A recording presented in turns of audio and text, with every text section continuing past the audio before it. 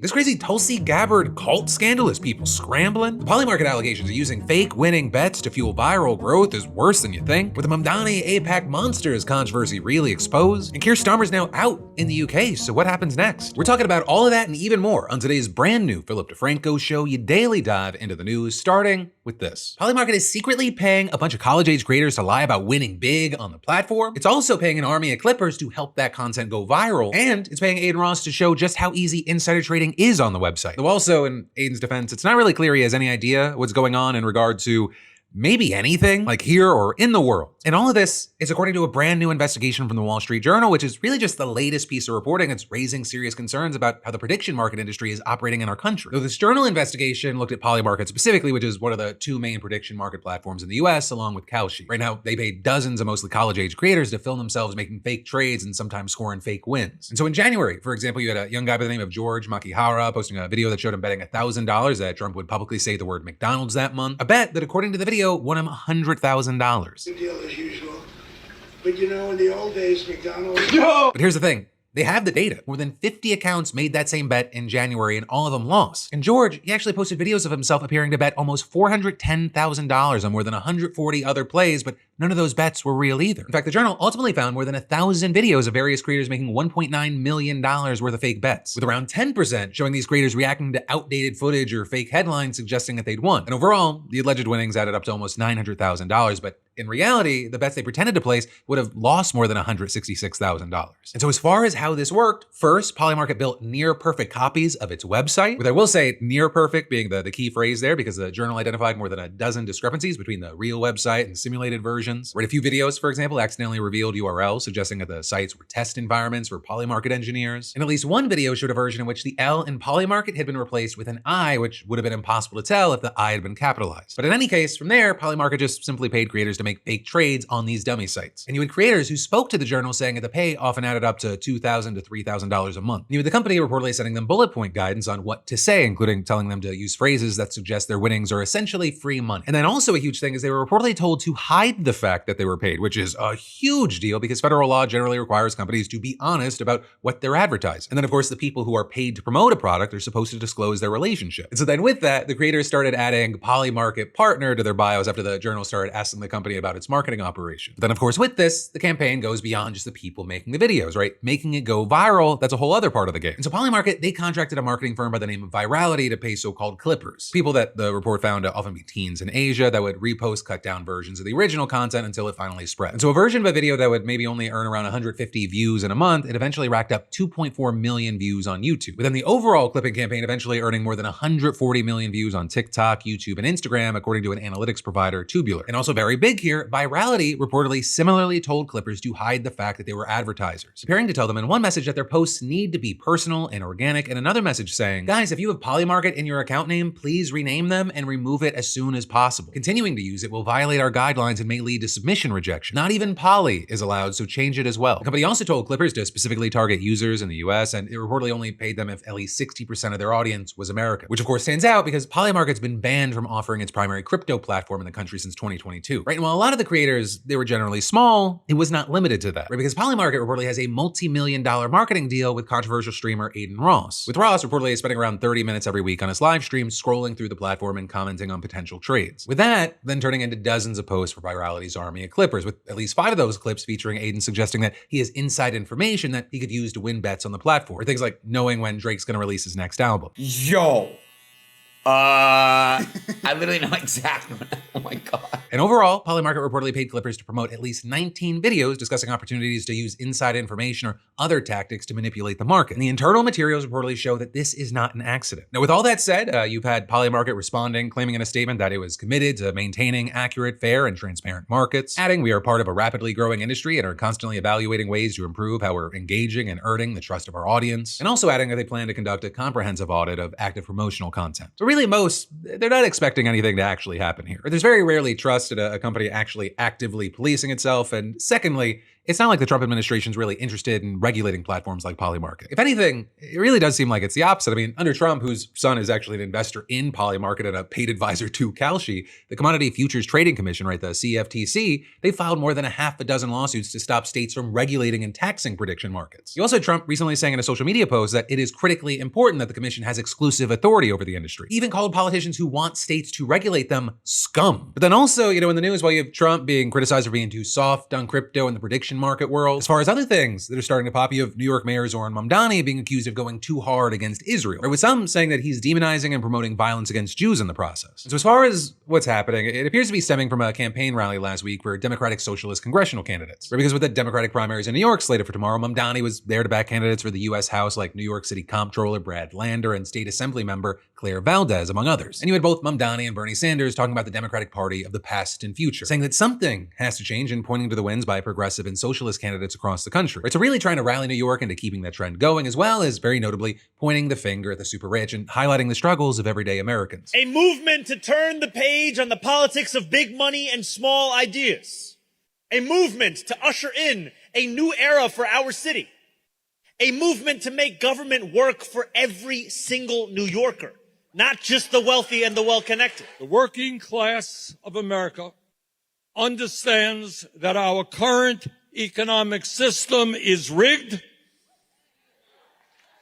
that it is designed to benefit the wealthy and the powerful, and that while the very richest people in this country become richer, it leaves working families behind struggling to put food on the table. But also, one of the big things that grabbed a lot of attention from that rally was this moment. And we need that because, as Gramsci once wrote, the old world is dying and the new world struggles to be born.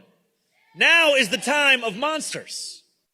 These monsters take many forms today. In AIPAC, for whom the only thing more frightening than democracy being allowed to run its course is an end to genocide and Netanyahu's wars.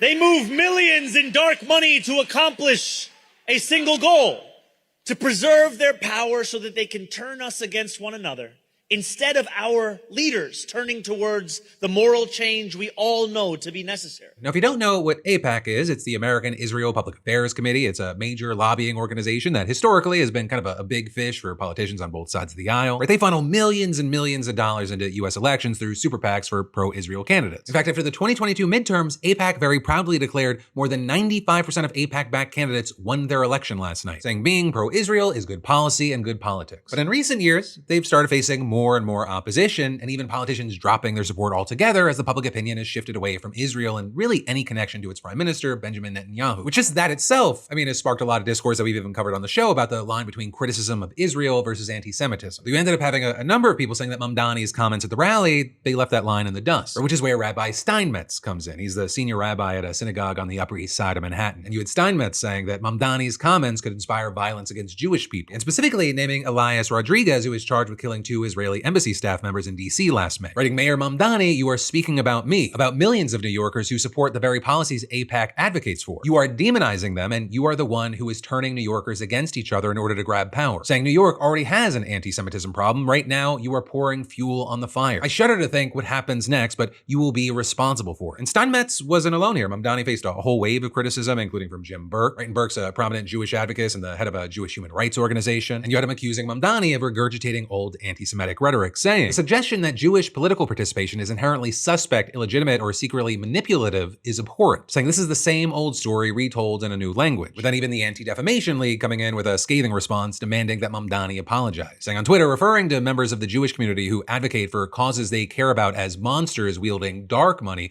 is shockingly offensive and unacceptable for a mayor who claims to represent all New Yorkers. Claiming this is not about political disagreement, it's about crossing a dangerous line by invoking dehumanizing and conspiratorial rhetoric with a long and troubling history in anti-Semitic tropes. And you also had some noting the timing, with a Florida grand jury just indicting a man for allegedly plotting a mass shooting targeting AIPAC employees. But also in no way was this a one-sided issue, because there's also been a healthy amount of pushback to this line of thinking as well, with no shortage of people arguing that the criticism of AIPAC is not the same as anti-Semitism, arguing that the conflation of the two it could have truly disastrous consequences, including the Voice of Rabbis, which is a Jewish organization dedicated to marking the distinction between Zionism and Judaism, or with the account hitting back at the Mamdani hate over and over again, saying, accusing Mayor Mamdani, who leads the city with the largest Jewish community in the US, of hostility to Jews just because he criticized AIPAC is deliberate. It's done for one reason, to burn the soil under our feet and fuel anti-Semitism. Mayor Mamdani referred to AIPAC, a lobby, nothing to do with American Jews, with him also saying something similar while responding to the ADL's statement and adding, the ADL knows the difference between criticizing an Israeli lobbying organization and attacking Jewish people, yet it continues to blur that line. It is deliberate, dangerous, and disgraceful. And that was something you saw echoed by just so many people online, that Mamdani's words are being twisted to fan the flames of anti-Semitism even when he is offering legitimate criticism, saying things like Zoran did not attack his Jewish constituents. He criticized AIPAC, which self-identifies as a pro-Israel group and not as a Jewish group. ADL is putting words in his mouth in order to fabricate an anti-Semitism charge and censor speech critical of AIPAC. And you even had Mamdani himself, when given the opportunity today, to push back when he was asked by reporters about his word choice at the rally. What do you say to those who are concerned that the language you used is dangerous? Now, I want to be very clear. We're talking about a status quo where children are being killed on a daily basis. More than 1,000 Palestinians have been killed by the Israeli military since the so-called ceasefire. And when I am speaking about AIPAC, I'm speaking about an organization that has been supportive of the status quo, that has fought any attempt to actually deliver safety to people, not just in Palestine, but frankly, through much of the region. And when it comes to the way in which they defend the status quo, oftentimes they defend it through direct contributions. Oftentimes they also support the status quo through dark money, by filtering money that would have previously been directly from AIPAC, now through other shell organizations whose identities of their contributors are only made clear after an election. And I think that it is important that when we ask ourselves how such death and destruction is happening overseas, we also name those who allow it to take place. And well, of course, with this, I'd love to know your thoughts in those comments, just to share my opinion and take here. I've said it here before, I've said it on my podcast, Crashing Out, but it remains true. When people conflate being critical of Netanyahu, the Israeli government, AIPAC with anti-Semitism, you're just opening the door for actual anti-Semitism to rise. Or you've got people out there calling Miss Rachel an anti-Semite, a Nazi, because she's like, kids in Gaza shouldn't get blown up. And it trains people to not take claims of anti-Semitism seriously, which is a huge problem because there is also a rise in genuine anti-Semitism that's happening elsewhere. But a number of people don't end up looking at a ton of that because they feel like someone's just shouting wolf again. And then a lot of these same groups, they act shocked when polling shows that they're losing favorability. But hey, that's this idiot's opinion, so whether you agree or you disagree with me, I'd love to hear from you in the comments down below, because generally it is still kind of a free country for most, though especially with this administration, maybe be on an alt and a VPN. And then there's more that we gotta dive into in just a minute, but first, let me thank a sponsor and say,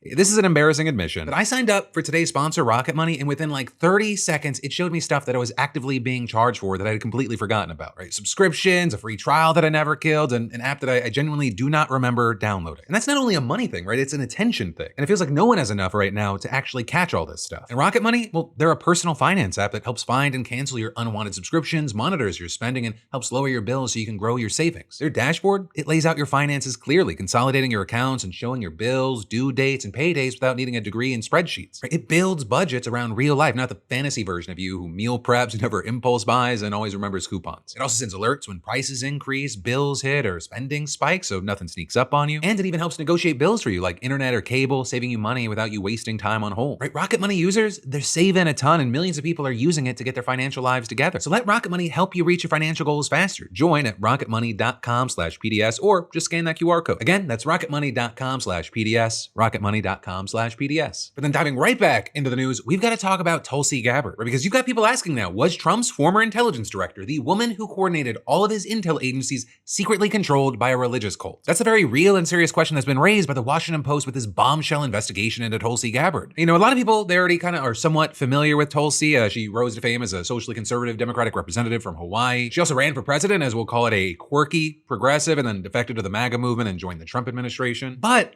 you probably haven't heard of this so-called cult, the Science of Identity Foundation, or SIF for short, never mind its leader, Chris Butler. Right? And they're a breakaway sect of the Hare Krishna movement, which is a branch of Hinduism that stresses devotion to a single deity, Krishna. And while Butler, he attracted followers with the belief that he was in direct communication with Krishna himself. This world is a place of suffering. Why is it a place of suffering? It is a place of suffering because it is meant to be temporary.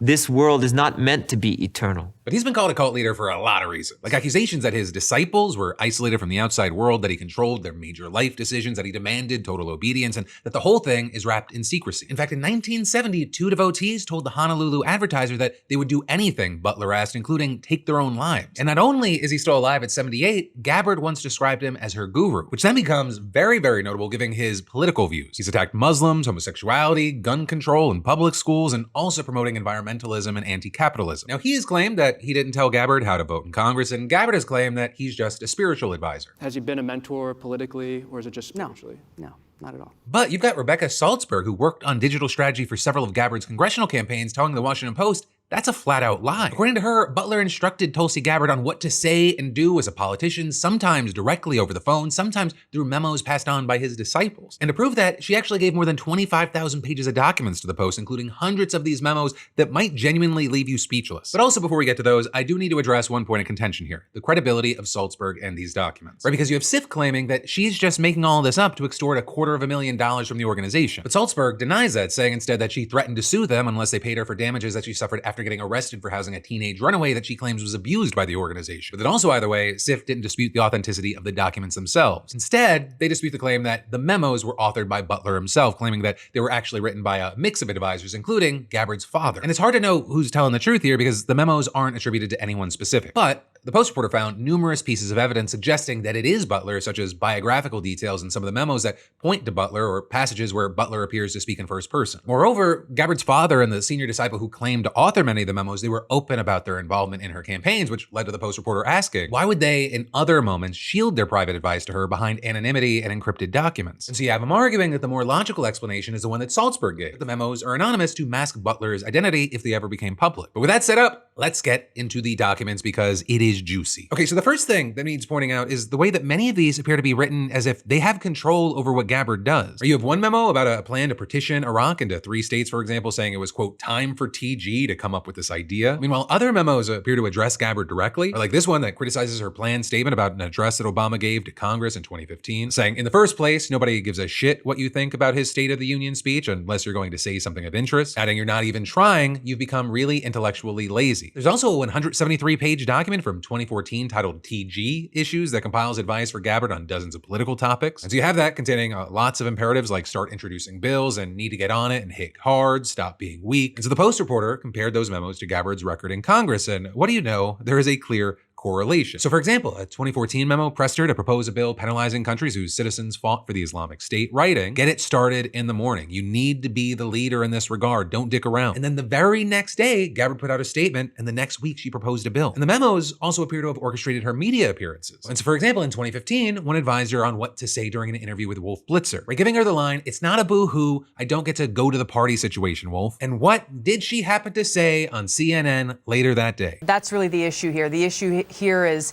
not about me saying, boo-hoo, I'm going to miss the party. The issue here is one of democracy. And in fact, Sif supplied prep for at least 32 TV interviews between 2014 and 2016. And reportedly, Gabbard quoted them almost verbatim 24 times, with her using different language, but promoting the same ideas the other 8 times. And in the meantime, you also had a memo criticizing Gabbard for seeming insincere, writing, it's like she's trying to express something artificially. I don't feel anything from her. It's more like kind of remembering talking points. Which, yeah, my guy, it seems like you're the one feeding her these talking points. At least that's what it seems. You might as well have your hand up her ass, flapping her mouth, and like criticizing her for being a puppet. But that aside, Sif also appeared to dictate what Gabbard posted on social media, or with a senior disciple in 2014 emailing her with a subject line, important to do, must tweet around 9 a.m. Then there was a pre-written tweet telling Obama to bomb Islamic State fighters attacking a Kurdish city in Syria, noting that, quote, every word of the tweet language is approved. And what do you know, bada bing, bada boom, Gabbard tweets it out verbatim that same day, emailing back, sent tweet. She even made follow-up posts tagging senior administration officials just as the email also instructed, noting he'd like them to see the video without naming who he was, though, you know, we can guess. And then after Tulsi Gabbard posted stuff like that online, Sif reportedly had dozens of fake social media accounts boosting her engagement. They'd even defend her vigorously in the comment sections of articles written about her, and Gabbard's personal Skype account reportedly flagged specific articles and social media posts as warranting replies. With their Skype sometimes telling them what the comments should say and chiding the group if it failed to defend her. But also, feedback on comments apparently came from Sif leadership, or with one anonymous email warning that since regular internet users speak stupidly, the group would need to dumb down approved posts to make them sound authentic, explaining, I'm too smart, so it looks like it's the same guy, a smart guy writing something here. Want to make some of the comments stupider too, like idiot talk rather than all thoughtful. Now, everything that we've talked about so far, it came around 2017 or earlier, since that was really the only period these documents shed light on. And so the posts, they couldn't confirm whether Gabbard continued getting directions from Sif through the rest of her congressional career or her time in the Trump White House. But there are some clues out there. So for example, in 2014, a senior disciple advised Gabbard to say that she made every decision through the prism of the safety, security, and freedom of the American people. And still, over a decade later, we've seen Gabbard use that exact same phrase over and over again in her memoir and hearings and speeches everywhere. Ensuring the safety, security, and freedom of the American people. And focus on ensuring the safety, security, and freedom of the American people. And to ensure the safety, security, and freedom of the American people. And so you have people going, we're in this situation. If any and all of this is true, if she has been secretly taking orders from an alleged cult while overseeing the nation's intelligence agencies, that's more than just a little concern, especially because the so-called cult leader, the guy who was allegedly behind all the memos, the guy who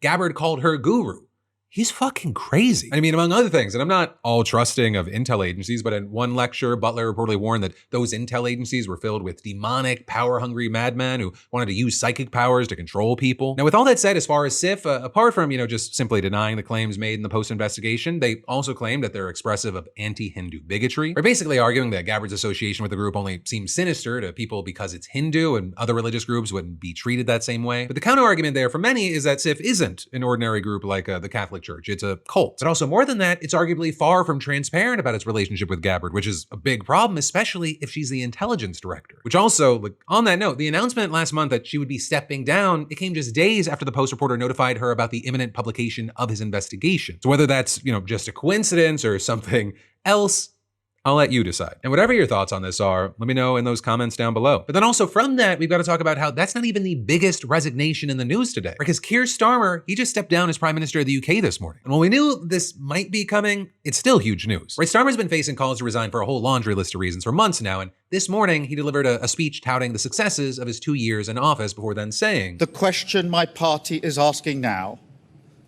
is whether I am best placed to lead us into the next general election.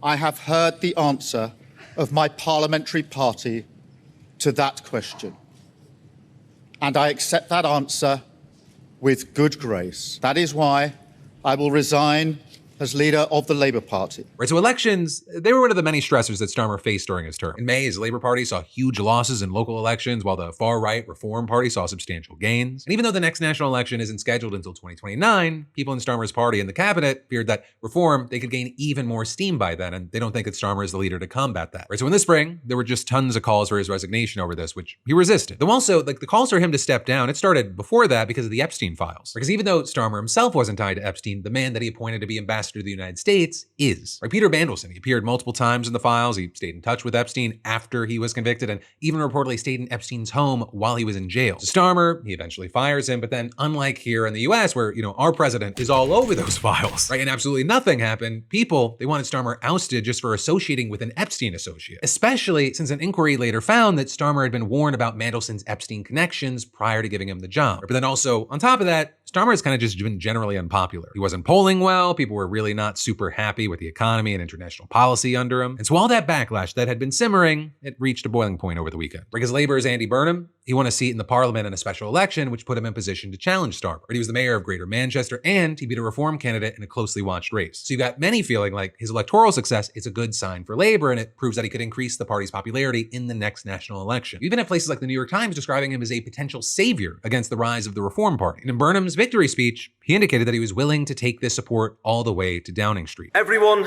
knows that politics isn't working. Everyone can feel that the country isn't where it should be. Tonight just could, be the turning point. But I do say to my own party, this is a final chance to change. We must act upon it, and we must get it right. There will be no second chance. But it is a chance now, from this result tonight, to build a new politics based on unity and hope, turning away from the path that takes us to a divided, dark politics of the kind we see in the United States. And really from the jump, it was clear that Labor was ready to rally behind Burnham as their new prime minister. Cabinet ministers even reportedly told Starmer that they would force him out if he did not set a timetable for his departure over the weekend. And in fact, today, as Starmer was resigning, Burnham got sworn in as MP, and he's now on track to potentially lead the UK. But with that, I will say the timeline for when a new prime minister will actually take office, that's unclear right now. Right? And someone else, they could try to throw in their name as well. And in the meantime, Starmer's going to stay on the job until a successor's in place, and he asked the Labor Party's executive committee to open nominations on July 9th. From there, Burnham needs to get enough backing to become a candidate, though he's likely going to get that. And if he ends up being the only candidate, he could get approved pretty quickly, though if someone goes against him, it could be a longer process. And so far, while you're seeing people in the right-wing sphere of the country, kind of happy to see Starmer going, it doesn't appear that they're happy with the idea of a new face in Labor walking in the door so quickly. Or with, for example, Reform's Nigel Farage demanding that Britain hold a national election, arguing that UK's politics have become too chaotic as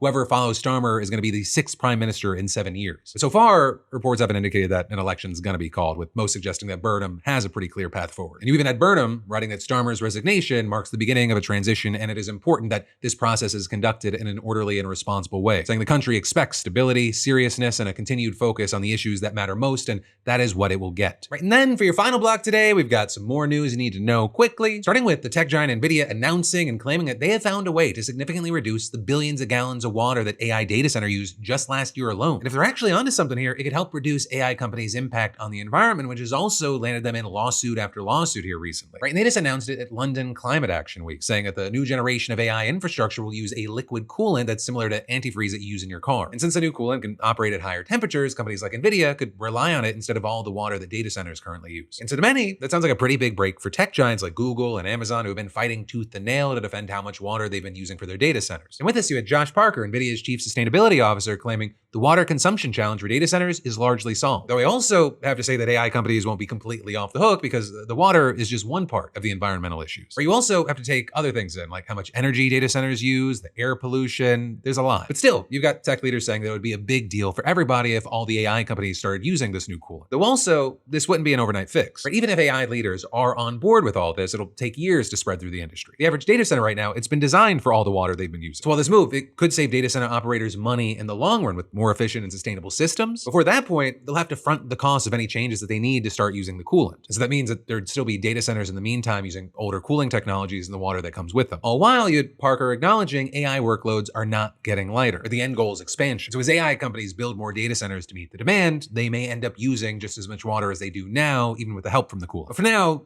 there's a lot of moving pieces. Also in the news, you have the White House having a water problem of their own, because among other things, you just had 5 people being arrested and accused of vandalizing the Lincoln Memorial reflecting pool, including 3-time Olympian David Hearn. And then actually, there's another 5 people who have been issued federal citations in connection with similar issues. And so now you've got Trump saying work will begin immediately on fixing the seriously vandalized reflecting pool. I just inspected it and could only say to myself and those gathered around me, wow, who would do such a thing? Sick, deranged people. Or because if you have a job, you might not know that the reflecting pool, it's been in the news ever since Trump decided to paint the bottom of it American flag blue back in April. With those renovations reportedly costing over $14 million, and it's probably the most expensive botched makeover on record, because as soon as it was done, the pool turned acid green with algae. And from there, you had big chunks of the blue coating just peeling off. And the whole thing's kind of become its own soap opera since then. Where you had Trump on social media accusing people of pouring chemicals into the pool, cutting a 250-foot gash in the beautiful facade of what took so much work to complete, even calling out ABC reporter Jonathan Karl, accusing him of trying to damage the paint job. Look at that American flag blue in the paint. It's actually starting to peel. It's coming up. And that doesn't seem too far from what Hearn described doing before getting arrested last Friday. But he said he stopped by the pool on a bike ride. He wanted to examine the new coating, and he said, I'm a curious citizen. I reached down to see what it felt like. While Hearn, he said he let go shortly after a park worker told him to. He was arrested by park police on a misdemeanor charge of destruction of government property. So he's gonna have his day in court on July 9th. But also, correct me if I'm wrong, I don't think that touching the paint that's already peeling in the pool is the same as causing damage. Right? And also with this, the public hasn't seen any concrete evidence of any of the allegation that Trump's made online either. So you've got a lot of people thinking this is a bit of a blame game that's happening. They're pointing fingers just away from the Trump administration because the work has been so bad. Right? Especially because the no-bid contract for pool renovations was handed to a company that was tied to a longtime Trump donor. And you're talking about a company that had only one other federal contract under its belt. And so that's why you have people online saying that Trump's, quote, cheap ass got what he paid for, shoddy work by questionable contractors. And you've got people like Stephen King saying nobody is vandalizing the reflecting pool and Trump knows it, saying this is a visible example of his corruption, a no-bid contract to some crony followed by sky-high cost cost overruns, and shoddy construction to boot. Classic Trump. I didn't fuck up, it was my enemies. So for now, we're gonna have to wait to see what happens with Hearn and others, as well as just this $14+ million disaster. But that, my friend, it brings us to the end of your Monday Philip DeFranco show. You then also have two options moving forward on screen and with links in the description. I put out another little bonus episode on the Secret Not Secret channel. I think it's the perfect palate cleanser after, just another day in news. And then also, as was requested, I did a big minute-by-minute breakdown live stream of winning that $1 million that we're gonna be giving away soon. But hey, no matter what you click, tap, where you go next, let me just say thank you for watching. I love yo faces, and I'll see you right back here tomorrow.